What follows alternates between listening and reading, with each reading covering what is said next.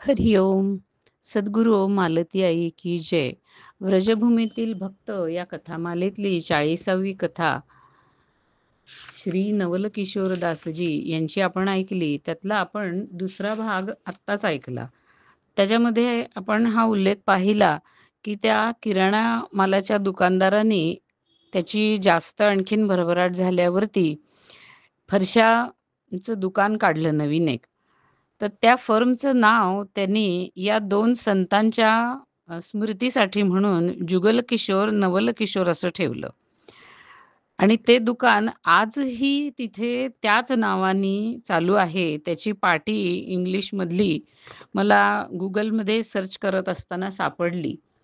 ती पाटी मी तुमच्या सर्वांच्यासाठी त्या पाटीचा फोटो या ऑडिओच्या बरोबर पाठवते आहे. त्या काळामध्ये असे अनेक संत ठिकठिकाणी भारतभर झालेले आपल्याला दिसतात.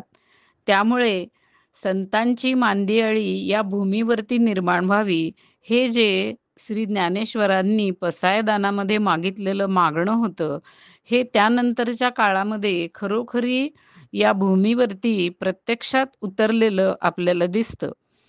तो काळ जो होता, तो इंग्रजांच्या राजवटीचा होता आणि त्यावेळची माणसं ही अजूनही भक्तिमती हृदयाची होती.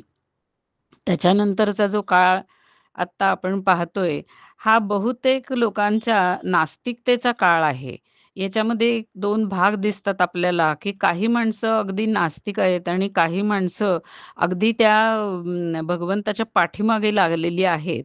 असे 2 टोकाची लोकं आपल्याला या काळात दिसतात. तर त्या 18-19व्या शतकातल्या सगळे जे संत होते, त्यांच्या हातून जे चमत्कार झालेले आहेत, त्याची प्रत्यक्ष खूण किंवा त्याचा प्रत्यक्ष पुरावा ह्या अशा गोष्टींमधनं आपल्याला मिळतो. आणि त्यांचं जे महान कार्य होतं आपला धर्म टिकवून ठेवण्याचं, त्याबद्दल मला फारच आदर वाटतो आणि त्या सर्व संतांच्या चरणाशी मी कोटी-कोटी प्रणाम करते. हरी ओम.